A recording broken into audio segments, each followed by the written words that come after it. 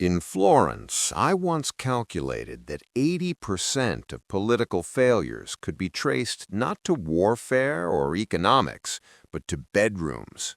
Men who could command armies crumbled over a woman's laugh. Leaders who mastered strategy became children when touched. Here's what terrifies people. Lust doesn't just distract you from your goals, it rewrites them. It makes you believe the detour is the destination. And by the time you realize you've been colonized by your own appetite, years have vanished like smoke. Let me sit with you for a moment, because what I'm about to share with you isn't comfortable, but it's necessary. And I think you already know this somewhere deep in your bones, or you wouldn't be here watching this right now. You've been lied to. Not by villains in dark corners, but by a culture that worships feeling over strategy, that celebrates impulse as authenticity, that tells you to follow your heart when your heart, my friend, is often a terrible advisor. They said, live your truth, when sometimes your truth is self-destruction wearing the most seductive mask imaginable. I'm not here to give you platitudes. I'm not here to tell you to just try harder or believe in yourself or any of that hollow encouragement that sounds good but leaves you exactly where you started. I'm here to offer you what I understood 5 centuries ago, what I watched play out in palaces and battlefields and bedrooms across Italy. Power begins with self-governance, and self-governance begins with naming your enemy. And here's the thing that nobody wants to tell you. Sometimes your enemy wears your face. Sometimes it speaks in your voice. Sometimes it uses your own desires as weapons against the future you're trying to build. You sense you're capable of more, don't you? You can feel it. There's this version of yourself that you catch glimpses of, usually late at night or early in the morning, this person who's focused and disciplined and actually building something that matters. But then something invisible keeps sabotaging you. You make progress, real progress, and then you crater. You commit to change, you mean it with everything in you, and then you betray yourself, again and again. And you start to wonder if maybe you're just weak, maybe you're just broken, maybe everyone else got some instruction manual for self-control that you somehow missed. But that's not what's happening. You're not weak. You're fighting a battle without understanding its rules.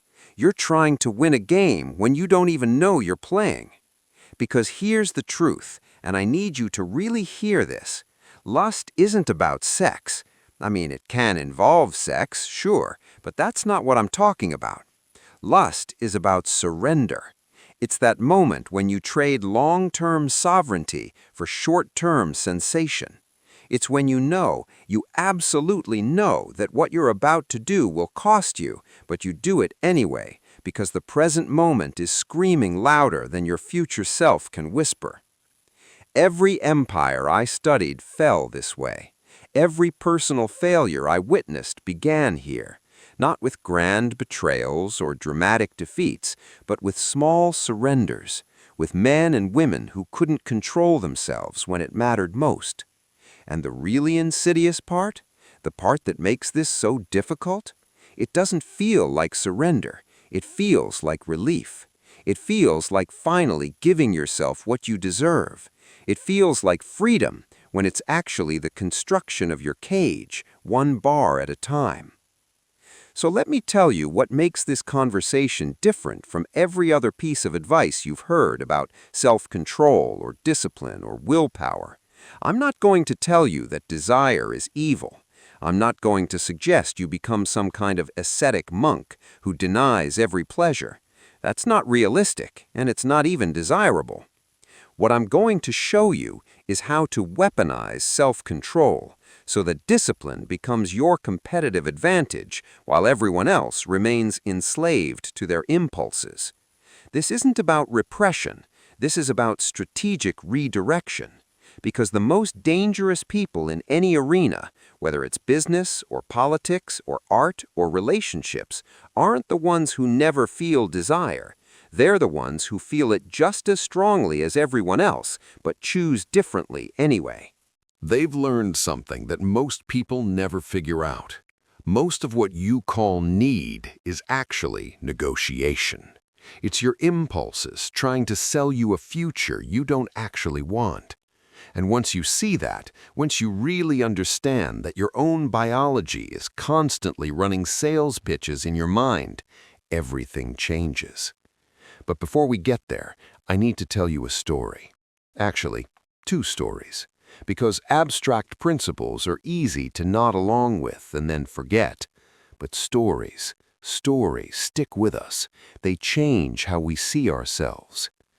I once knew a prince, young, intelligent, strategic, absolutely destined for greatness.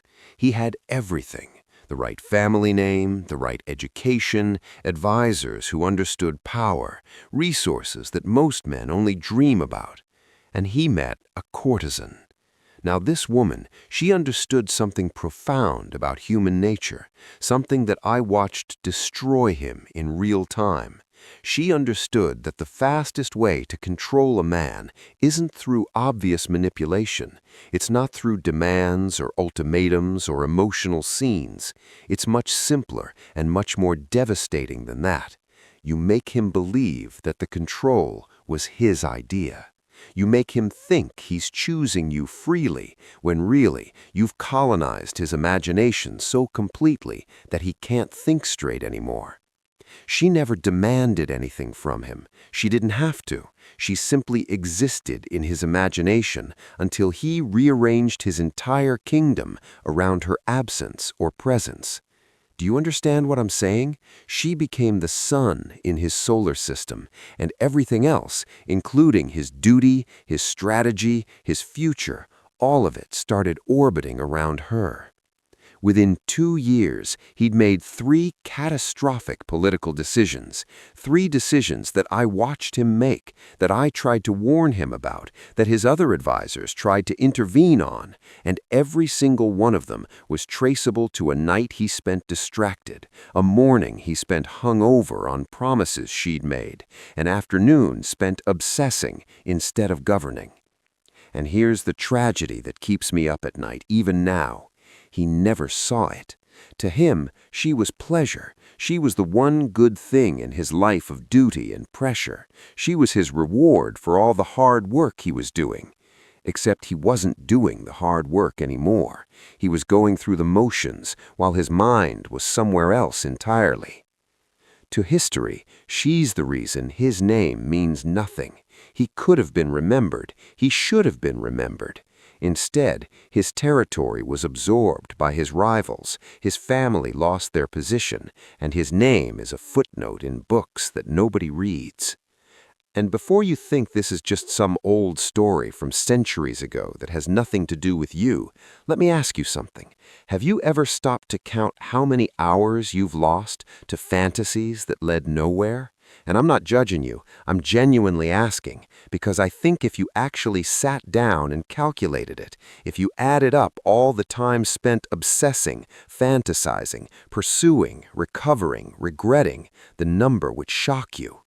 Time doesn't feel like it's being stolen when the thief looks beautiful. That's the whole trick. That's how it gets you. You think you're enjoying yourself. You think you're living. And meanwhile, the clock is ticking. And your competitors, the people who want what you want, they're working while you are distracted. Now let me tell you about a merchant I knew. Very different kind of person. Not royalty, not particularly educated in the classical sense, but smart. Street smart, survivor smart. And this merchant, he carried a mirror with him everywhere he went. Strange habit, right? People thought he was vain. But when I asked him about it one day, he told me something I've never forgotten. He said, when I feel myself slipping, when I feel that pull towards something I know I shouldn't do, I take out this mirror and I look at my face and I ask myself, is this desire speaking or am I speaking? Is this me making a choice or is this something else using my voice? He understood something that most people never figure out. Lust wears your face. It uses your voice. It argues with your logic, using your own reasoning. It knows exactly how to sound like you because it's coming from inside you. The mirror was his way of creating distance, of creating a gap between stimulus and response, of remembering that he was more than just appetite with legs. Most people never create that distance. They are the desire. They think their thoughts are them, when really, they're being thought by evolutionary programming that cares absolutely nothing for their dreams, their goals, their future. Your DNA doesn't care if you build a legacy. Your DNA cares if you reproduce. That's it. That's the whole biological mandate. But you're trying to play a different game. You're trying to build something that outlasts you. You're trying to create meaning in a universe that offers none automatically. You're trying to be remembered, to matter, to leave something behind that makes the world different because you were in it. And that requires you to do something that goes against millions of evolution. Delay gratification, resist impulses, choose the distant future over the immediate present. That's not natural. That's learned. That's cultivated. That's fought for every single day. So what if the voice in your head telling you just this once, what if that voice isn't actually you at all? What if it's just biology running its program, trying to get you to do what serves the species' survival, but not your individual thriving? That's the first big lesson I need you to understand. Lust is colonization, not connection. Real desire, the kind that actually serves you, pulls you toward growth. It makes you want to become better, stronger, more capable. It's that feeling you get when you see someone accomplished and think, I want to be like that. I want to build that. That's productive desire. Lust pulls you toward repetition. It's the same pattern over and over, the same websites, the same apps, the same types of people, the same conversations, the same regrets. It's a loop, not a journey. And the difference between desire and lust, the real difference that matters, is agency. Do you choose this, or does it choose you? If you feel powerless in its presence, if you feel like you can't say no, even when you want to, that's not passion, that's not connection, that's conquest. You're being occupied by your own impulses.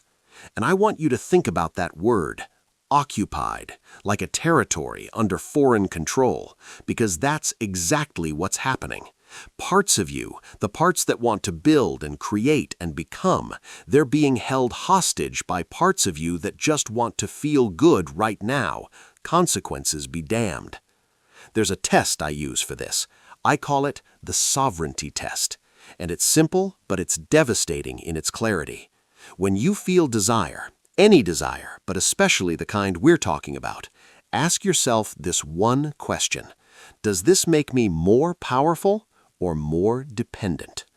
If it makes you more powerful, if it gives you energy and clarity and motivation to build your life, then that's probably healthy desire.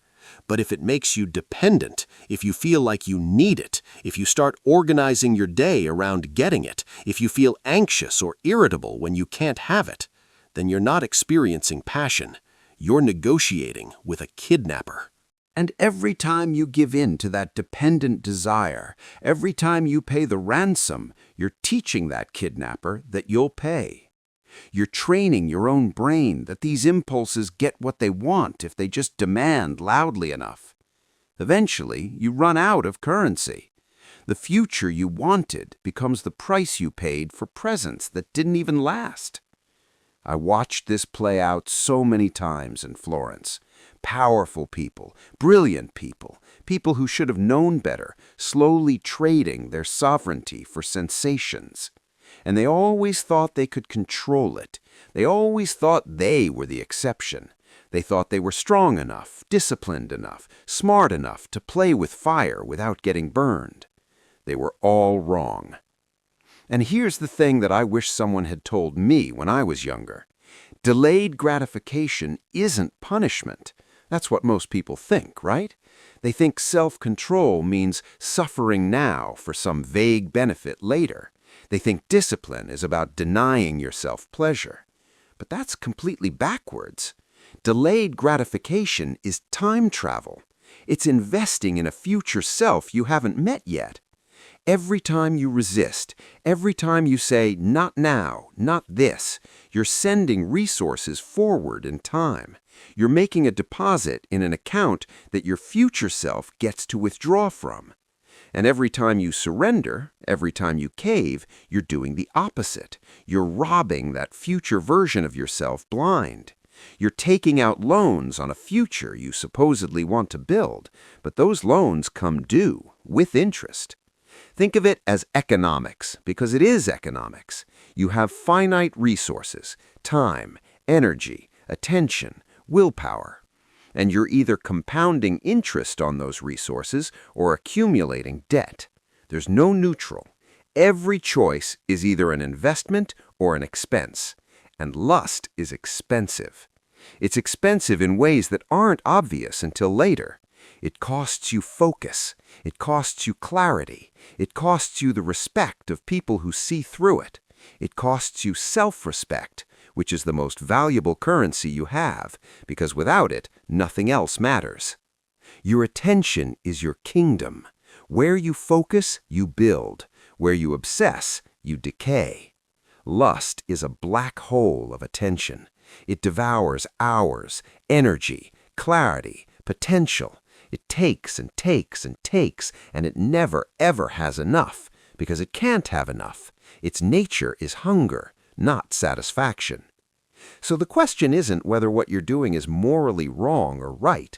I'm not a priest. I'm not here to judge your choices against some abstract standard of good and evil. The question is practical. Can you afford this distraction when you're trying to build something that matters? Because here's what I observed. Most people don't lose because they're immoral. They lose because they're inefficient. They spend finite resources on infinite appetites. They try to fill a hole that can't be filled. And while they're pouring themselves into that bottomless pit, someone else, someone with the same talents and the same opportunities but better self-governance, that person wins. Not because they're better people, not because they're smarter or more gifted, because they're more efficient with their attention, because they protected their focus like the precious resource it is. But here's where this gets really interesting, and this is the paradox that trips most people up. The tighter you grip control with shame and fear, the more you guarantee failure. If you try to dominate your desires through sheer force of will, through hating yourself every time you slip, through treating your impulses like enemies that must be destroyed, you will lose that war, guaranteed. Because self-mastery isn't about domination. It's about redirection. It's about saying, I feel this pull, I acknowledge it, I'm not pretending it doesn't exist, and I'm choosing something else because I value my future more than my present itch. That's not repression. That's hierarchy of desire. You're not killing the impulse, you're subordinating it to something greater. You're saying, yes, this wants my attention, but this other thing, this goal I'm building toward, this future I'm trying to create, that wants my attention too. And that future version of me, that person I'm trying to become, they get priority. Not because the present doesn't matter, but because I refuse to betray the person I'm becoming for the comfort of who I am right now. And that reframe, that shift from fighting yourself to redirecting yourself, that's everything. Because you can't win a civil war. If part of you is at war with another part of you, you're just exhausted all the time. You're spending all your energy on internal conflict instead of external building. But if you can get all parts of you aligned, if you can get your impulses and your ambitions pointing in roughly the same direction, then suddenly you're not divided anymore. You're coherent, you're integrated, and integrated people change the world. So what are you building that's worth protecting from yourself? That's the question you need to answer. Because without a compelling vision of what you're moving toward, self-control is just suffering. It's just saying no to things you want with no good reason except some abstract idea that you should be more disciplined. But when you have a vision, when you can see clearly what you're building, when you know exactly what future you're trying to create, then self-control stops being denial and starts being protection. You're not depriving yourself, you're protecting something precious. You're standing guard over your own potential. I want you to imagine something with me.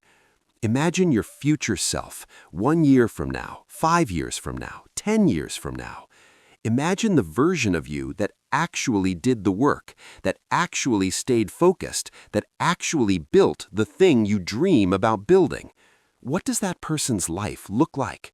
Be specific. What do they do when they wake up? Where do they live? Who do they spend time with? What kind of work do they do? How do they feel about themselves when they look in the mirror? What opportunities have opened up for them because they stayed disciplined when it was hard? Really see it. Make it vivid. Make it real in your imagination. Because that person, that future version of you, they don't exist yet. They're potential, not actual. And whether they ever become actual depends entirely on what you do right now, today, in the next hour, in the next choice you make. That future self is watching you, in a sense. They're counting on you. And here's the devastating part. If you keep surrendering to impulses that don't serve you, that future self never gets born. They die as potential. And the person you become instead is someone who looks back with regret, wondering what might have been if only you'd had a little more strength when it mattered. Now, I don't want to leave you just with philosophy and abstraction. That's helpful for understanding, but you need practical tools. You need things you can actually do starting today, starting right now, to begin shifting this pattern. So, let me give you 3 practices. These aren't complicated. They don't require special equipment or a lot of time, but they work if you actually use them consistently. The first practice I call the 5-minute delay. When lust hits, when that urge comes up, whatever form it takes for you, your first instinct is probably either to fight it or surrender to it. Both of those are mistakes. Instead, just delay. Set a timer on your phone for 5 minutes. Just 5. That's nothing, right? You can handle anything for 5 minutes. And during those 5 minutes, don't fight the feeling. Don't try to shove it down or pretend it's not there. Instead, observe it like a scientist. Get curious about it. Notice where you feel it in your body. Notice what thoughts come up. Notice how it tries to convince you. Notice how it argues. Most impulses lose their power when you stop negotiating with them and start witnessing them. Because the impulse is built on the assumption that you'll either give in immediately or fight it, which keeps it energized. But when you just watch it, when you treat it like weather passing through rather than some urgent crisis that demands immediate response, it changes. It peaks, it argues, it threatens, and then it starts to subside. Not always, but often. And even when it doesn't completely go away, you've created a gap. You've proven to yourself that you can feel something without immediately acting on it. That gap, that space between stimulus and response, that's where your freedom lives. You're not saying no forever when you do this. You're just saying not yet. And that tiny distinction makes all the difference psychologically, because not yet doesn't trigger the same rebellion that never does. Your brain can handle not yet. It creates the possibility of choice rather than the prison of prohibition. The second practice is something I want you to do right after you finish watching this video. I want you to write a letter from your future self, not to your future self, from your future self, specifically from the version of you 1 year from now who made different choices, who stopped surrendering to impulses that didn't serve them, who actually built what they said they wanted to build. Have that future version of you write to the present version of you. Be specific. Describe the life they built. Describe what changed. Describe how it feels to have done the work, to have stayed disciplined, to have protected their focus. Describe what opportunities opened up. Describe what they're grateful for. And then, this is the important part, whenever temptation arrives, whenever you feel yourself slipping, read that letter. Remind yourself what you're fighting for. Remind yourself who's counting on you. Because you're not fighting alone, you're fighting for someone who doesn't exist yet, but who's counting on you to make the choices that allow them to be born. The third practice is pattern recognition. Most lust has a signature. It shows up in predictable ways, triggered by predictable circumstances. For some people, it's loneliness. They feel isolated or disconnected, and lust shows up as a counterfeit solution to that real need. For some people, it's boredom. Their mind isn't engaged, and lust offers stimulation. For some people, it's stress. They're overwhelmed, and lust offers escape. For some people, it's actually success. They accomplish something, they feel powerful, and lust shows up as a reward they think they've earned. Figure out your trigger. Be honest about it. Get scientific about it. Keep a journal if you need to. When does this pattern show up? What's happening right before? What need is it pretending to meet? And then design a competing ritual. Build an alternative highway. Because you can't just remove a habit, you have to replace it with something else. If loneliness triggers your pattern, create a list of 5 people you can reach out to when you feel it. People who actually fill that need for connection instead of offering counterfeit intimacy. If boredom triggers it, have a creative project ready to go, something that engages your mind in a different way. If stress triggers it, have a physical practice, exercise or meditation, or even just a walk, something that discharges that energy without feeding the pattern. You're not eliminating desire when you do this. You're building alternative routes so it doesn't always lead to the same crash. You're acknowledging that the need underneath is real, but you're meeting it in ways that actually serve you instead of sabotaging you. And look, I'm not going to lie to you and tell you this is easy. It's not easy. If it were easy, everyone would do it, and we wouldn't be having this conversation. Self-mastery is hard. It's probably the hardest thing you'll ever do because you're fighting against millions of years of evolutionary programming, against cultural messages that tell you to indulge every impulse, against your own biology that just wants to feel good right now. But here's what makes it worth it. Freedom. Real freedom. Not the counterfeit freedom of doing whatever you feel like in the moment, but the actual freedom of being able to choose your actions based on your values instead of your impulses. The freedom of knowing that you're building something instead of just consuming your life away. The freedom of self-respect, of looking in the mirror and knowing that you're not controlled by your appetites. That kind of freedom changes everything. It changes how you show up in relationships because you're not desperate anymore. It changes how you work because you can actually focus for extended periods. It changes how you feel about yourself because you're keeping promises to yourself, and every kept promise builds trust between your present and future self. And over time, this compounds. Small choices, repeated consistently, create completely different trajectories. 2 people with the same starting point, same talents, same opportunities, but one of them has mastered themselves and the other hasn't. Where are they 10 years later? It's not even close. The person with self-mastery has built something real, while the other person is still trying to get started, still sabotaging themselves the same ways they always have. I've seen this play out over and over. I've watched people with every advantage squander it through lack of self-control, and I've watched people with nothing build empires because they mastered themselves first. The external circumstances matter less than you think. What matters is internal sovereignty. What matters is whether you control yourself or your impulses control you. Now, I want to address something directly because I know some of you are thinking it. What about balance? What about not being too extreme? What about enjoying life? And those are fair questions. I'm not advocating for some joyless existence where you never experience pleasure. That's not sustainable, and it's not even desirable. Life should be lived, not just endured. But here's the distinction I want you to understand. There's a difference between enjoying pleasure and being enslaved by it. There's a difference between choosing enjoyment from a place of power and desperately seeking it from a place of need. There's a difference between occasionally indulging in something because you genuinely want to and compulsively returning to it because you can't help yourself. The goal isn't to eliminate all pleasure. The goal is to make sure that pleasure serves you instead of enslaving you. The goal is to reach a place where you can enjoy things without needing them, where you can take them or leave them, where they enhance your life instead of defining it. And that requires honesty, brutal honesty with yourself about what's actually happening. Most people lie to themselves constantly about this.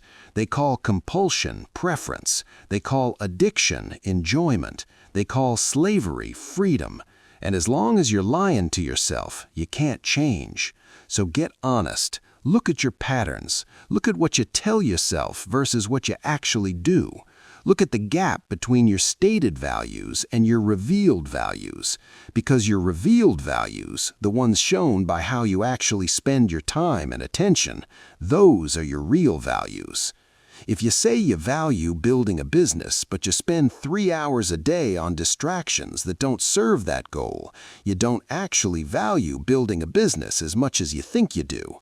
If you say you value relationships, but you keep choosing momentary pleasure over deep connection, you don't actually value relationships as much as you claim. Your actions reveal the truth. And once you see that truth clearly, once you stop lying to yourself about it, then you can start making different choices, not from a place of shame, but from a place of clarity. Not because you're bad, but because you want different results than the ones you're currently getting. Let me tell you something about human nature that I learned from decades of observation. People are much more capable of change than they believe they are, but much less willing to do what change actually requires.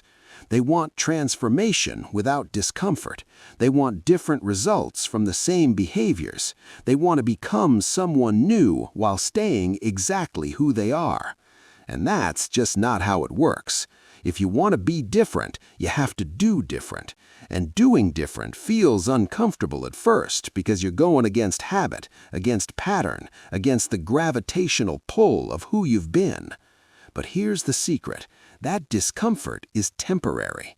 It's most intense at the beginning when you're breaking old patterns and establishing new ones. But over time, the new patterns become just as automatic as the old ones were. Over time, discipline becomes less effortful. Over time, the right choices start to feel natural instead of forced. You just have to survive the transition period. You just have to keep going when it's hard, when you don't feel like it, when your old patterns are screaming at you to come back. You have to trust the process, even when you can't see results yet. And this is where most people fail. Not because they're incapable, but because they quit during the transition period. They expect change to feel good immediately. They expect the benefits to show up right away. And when they don't, when it just feels hard and uncomfortable and like they're depriving themselves, they give up. They go back to what's familiar, even though what's familiar isn't working. Even though what's familiar is slowly destroying the future they claim to want. They choose the comfort of familiar suffering over the discomfort of unfamiliar growth. Don't be that person. Don't quit during the transition. Understand that the discomfort you're feeling isn't evidence that something's wrong. It's evidence that something's changing. It's evidence that you're breaking patterns that have held you back for years. That's supposed to feel uncomfortable. But on the other side of that discomfort is a version of you that's stronger, more focused, more capable, more free. A version of you that looks back at this moment and thinks, I'm so glad I didn't quit. I'm so glad I kept going even when it was hard. That version of you is possible, but they're not inevitable. Whether they become real or remain potential depends entirely on what you do next, what you do today, what you do in the next hour. And I want you to understand something crucial. This isn't about perfection. You're going to slip. You're going to have moments where you fall back into old patterns. That's part of being human. The question isn't whether you'll make mistakes. The question is what you do after you make them. Do you use them as evidence that you're broken and change is impossible? Do you spiral into shame and then use that shame as an excuse to give up completely? Or do you treat them as data, as information about what triggers you still need to work on, as opportunities to adjust your approach? Because here's the truth. Every person who's ever mastered themselves had moments where they failed. Every single one. The difference between people who ultimately succeed and people who don't isn't that successful people never fail, it's that they don't quit when they do. They get back up, they adjust, they keep going. So when you slip, and you will, be kind to yourself, but be honest too. Don't beat yourself up, but don't lie to yourself either. Look at what happened. Look at what triggered it. Look at what you could do differently next time. And then let it go and move forward. The past is done. You can't change it. All you can do is learn from it and make a different choice next time. And that's enough. That's actually more than enough if you keep doing it consistently. Now, there's something else I want to talk about that's uncomfortable but necessary. The people around you. Your environment matters more than you probably realize. If you're surrounded by people who are enslaved to their impulses, who celebrate instant gratification, who mock discipline and self-control, it's going to be much harder for you to change. Not impossible, but harder. Because we're social creatures. We're influenced by the people we spend time with, whether we admit it or not. Their values seep into us. Their standards become our standards. Their normal becomes our normal. So look at your circle. Look at the people you spend the most time with. Are they people who are building something? Are they people who value self-mastery? Are they people who would support your growth or sabotage it? And this is hard because maybe these are people you care about. Maybe they're family or old friends. I'm not saying you have to cut everyone out of your life, but I am saying you need to be strategic about who has access to your attention and energy. Spend more time with people who are where you want to be. Find mentors, even if they're just people you follow online, who model the kind of self-mastery you're trying to develop. Join communities that value what you value. Protect your environment, because your environment shapes you, whether you want it to or not. And if people in your life start mocking your changes, if they start making fun of your discipline, if they start trying to pull you back into old patterns, understand what's really happening. They're threatened. Your growth makes them uncomfortable because it highlights their own stagnation. Your discipline reminds them of their own lack of it. Don't let their discomfort become your ceiling. Don't shrink yourself to make other people comfortable. You're not responsible for managing their insecurity. You're responsible for becoming who you're meant to become. This might mean some relationships change. It might mean some friendships naturally drift apart as you grow in different directions. That's okay. That's actually healthy. Not every relationship is meant to last forever. Some people are in your life for a season, and that season ends when it ends. Grieve if you need to, but keep growing, because on the other side of those losses are new connections with people who match the person you're becoming, not the person you used to be. Better relationships, deeper relationships, relationships based on mutual growth instead of mutual stagnation. Let me bring this back to lust specifically, because that's what we're really talking about. Lust thrives in isolation. It thrives in secrecy. It thrives when you're disconnected from meaningful relationships, from purpose, from community. When you're lonely or bored or empty, lust shows up and offers to fill that void. But it can't. It never could. It's like trying to satisfy hunger by looking at pictures of food. It activates the same neural pathways temporarily, but it doesn't actually nourish you. And the more you try to use it to meet needs it can't meet, the emptier you become. Real satisfaction comes from real connection, from building something meaningful, from contributing to something larger than yourself, from relationships based on mutual respect and genuine intimacy, not just physical attraction. from work that challenges you and makes you grow, from creative expression that lets you put something into the world that wasn't there before. But you can't access any of that while you're enslaved to lust, because lust is a full-time job. It demands constant attention. It's never satisfied. There's always one more image, one more video, one more conversation, one more conquest. It promises satisfaction while ensuring you never actually reach it, because if you did, you'd stop coming back. So breaking free from lust isn't just about stopping a behavior. It's about rebuilding your entire life around what actually nourishes you. It's about filling the void with things that genuinely satisfy so that lust doesn't have an opening anymore. And this is where a lot of people get it wrong. They try to white-knuckle their way through, just resisting without replacing, just saying no without building a yes that's more compelling. And that works for a while through pure willpower. But willpower is a finite resource. Eventually, it runs out, and then you're right back where you started. You need to build a life that's genuinely better than the one lust offers.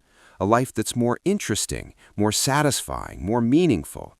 A life where you're so engaged in what you're building that distractions lose their appeal, not because you're resisting them, but because you genuinely have something better to do with your time. This is what I mean by redirection instead of repression. You're not just removing something bad, you're adding something good.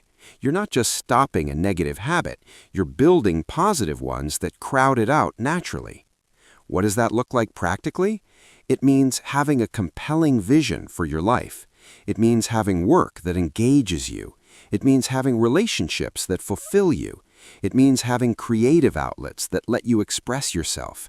It means having physical practices that keep your body healthy and your energy up. It means having intellectual pursuits that challenge your mind. It means building a life that's so rich and full and meaningful that lust looks boring by comparison. And that's possible. I've seen people do it. I've done it myself. But it requires intentionality. It requires effort. It requires making choices every single day to build toward that vision instead of settling for easy pleasure. Here's something that might help you. Think about your death. I know that sounds dark, but stay with me. Imagine yourself at the end of your life, looking back. What do you want to have built? What do you want to have become? What do you want to be remembered for? I guarantee you the answer isn't going to be related to lust. You're not going to wish you'd spent more time on pleasure that led nowhere. You're not going to wish you'd surrendered to more impulses that didn't serve you. You're going to wish you'd built something meaningful. You're going to wish you'd loved deeply. You're going to wish you'd made a difference. So why not start making choices now that your future self, including your dying self, will thank you for? Why not start becoming the person you want to have been when you look back at the end? This perspective, thinking from the end of your life backwards, it clarifies things amazingly. All the petty concerns fall away. All the short-term temptations lose their power. What matters becomes obvious. And what matters is becoming who you're capable of becoming, building what you're capable of building, loving who you're capable of loving, not with desperate need, but with genuine care, contributing what you're capable of contributing, growing as much as you're capable of growing. Everything else is distraction. Everything else is noise, and lust is one of the loudest noises there is, specifically designed by evolution to capture your attention and override your better judgment. But you're not just biology. You're not just genes trying to replicate themselves. You're consciousness, your awareness. You're the capacity to choose based on values instead of just responding to stimuli. And that capacity, that's what makes you human. That's what gives your life the possibility of meaning. Don't waste it. Don't squander this incredible gift of consciousness by living like an animal that can't control its impulses. You're capable of so much more than that. And I know it's hard. I know the pull is strong. I know your biology is working against you. I know the culture is working against you. I know your past patterns are working against you. I know you're fighting uphill. But hard doesn't mean impossible. Hard just means it requires effort. Hard just means it requires commitment. Hard just means not everyone will do it, which means the rewards go to those who do. And the rewards are worth it. I promise you, they're worth it. The feeling of waking up and knowing you control yourself instead of being controlled. The feeling of looking in the mirror and respecting who you see. The feeling of making progress toward goals that matter instead of spinning your wheels in the same old patterns. The feeling of building something real instead of just consuming your life away. That's worth fighting for. That's worth the discomfort. That's worth the effort. So here's where we've traveled together in this conversation. You started this video maybe feeling some shame, maybe feeling stuck, maybe feeling like you've tried before and failed and you're not sure you can do it. And now you know the truth. Lust isn't your enemy. Unconsciousness is. The problem was never desire itself. Desire is neutral. It's just energy. The problem was the belief that you had no choice, the belief that you were a passenger in your own life, not the driver, the belief that your impulses were too strong to resist. But you are not your impulses. You are the one who watches them arise. You are the one who decides what they mean. You are the one who chooses what happens next. That's power. That's sovereignty. That's what it means to be human instead of just animal. Your future is not for sale at any price your present can offer. Read that again. Your future is not for sale. No pleasure, no matter how intense, no sensation, no matter how satisfying in the moment, is worth trading your future for. Nothing is worth that price. And every time you resist, every time you choose your future over your present urges, you're proving that to yourself. You're building evidence of your own capability. You're showing yourself that you're stronger than you thought. You're becoming someone who keeps promises to themselves. And that person, that version of you who keeps promises to themselves, they can do anything. They can build anything. They can become anything. Because self-trust is the foundation everything else is built on. Without self-trust, you're constantly sabotaging yourself. With self-trust, you're unstoppable. And self-trust is built through action, through doing what you said you'd do, even when you don't feel like it, through keeping promises, even when it's hard. So I want you to say this with me, out loud if you can, or silently if you need to, but really mean it. I am not ruled by what I feel. I am the space between stimulus and response. My future is not for sale at any price my present can offer. I am the architect, not the appetite. Say it again. I am not ruled by what I feel. I am the space between stimulus and response. My future is not for sale at any price my present can offer. I am the architect, not the appetite. One more time. I am not ruled by what I feel. I am the space between stimulus and response. My future is not for sale at any price my present can offer. I am the architect, not the appetite. Let that sink in. Let it become part of how you see yourself, because it's true. It's always been true. You just forgot for a while. You got convinced by your impulses and your past patterns and the culture around you that you were powerless. But you never were. You always had the capacity to choose. You just needed to remember it. And now you have. Now you know. The question is what you do with this knowledge, because knowledge without action is just entertainment. It's just interesting ideas that make you feel good for a moment, but don't change anything. Don't let this be that. Don't let this be another video you watched that made you feel inspired for an hour, and then you went right back to the same patterns. You're better than that. You're capable of more than that. So here's what I want you to do after you finish watching this. Not tomorrow, not next week, right after this ends. I want you to take out a piece of paper or open a note on your phone, and I want you to write down 3 things. First, write down the specific pattern you're committing to change. Be honest, be specific. Don't use vague language like be better or have more self-control. What specific behavior, what specific habit, what specific pattern are you going to address? Second, write down why it matters. What future are you protecting by changing this pattern? What does your life look like if you master this versus if you don't? Make it vivid, make it real, make it compelling enough that your future self can compete with your present urges. Third, write down the first small step you're going to take today. Not some massive transformation, just one small choice that moves you in the right direction. Maybe it's deleting an app. Maybe it's writing that letter from your future self. Maybe it's reaching out to someone for accountability. Whatever it is, make it small enough that you can't fail and specific enough that you know when you've done it. And then do it. Today, before you go to sleep. Prove to yourself that you're serious this time. Prove to yourself that you're not just consuming content, you're actually changing. Because that's the difference between people who transform and people who just think about transforming.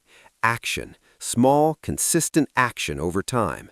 Not perfection, not giant leaps, just one foot in front of the other in the direction of who you want to become. If this resonated with you, if something shifted even slightly, let me know in the comments. Tell me what pattern you're committing to change. Tell me what you're building that's worth protecting. Tell me what insight hit you hardest. Not for the algorithm, though that helps too, but for the connection, for the accountability, for the reminder that you're not alone in this struggle. Because you're not alone. Everyone who's ever built anything meaningful has had to fight this battle. Everyone who's ever become someone worth becoming has had to master themselves first. You're not uniquely broken. You're not uniquely weak. You're just human, fighting the same fight every conscious person has to fight. And if you want more conversations like this, more truth that doesn't sound like everyone else, more philosophy that's actually useful in real life, hit that subscribe button, because I'm going to keep making videos like this, keep exploring these ideas, keep trying to help people break free from the patterns that keep them stuck. But more important than subscribing to me is subscribing to your own potential. Commit to becoming the person you're capable of becoming. Commit to building the life you're capable of building. Commit to protecting your future from your present. Your future self is watching this moment right now. They're hoping you make the right choice. They're counting on you. They're rooting for you. Don't let them down. Don't let yourself down. You are not your worst moments. You are not your past patterns. You are not your impulses. You are the consciousness that can observe all of those things and choose differently. You are the architect of your life, not the appetite. Now go build something worth building. Go become someone worth becoming. Go protect your future like the precious resource it is. Your lust has stolen enough. Today, you take back control. I believe in you. Now believe in yourself, not with empty confidence, but with the evidence you're about to create through action. This is where your story changes, right here, right now. Make it count.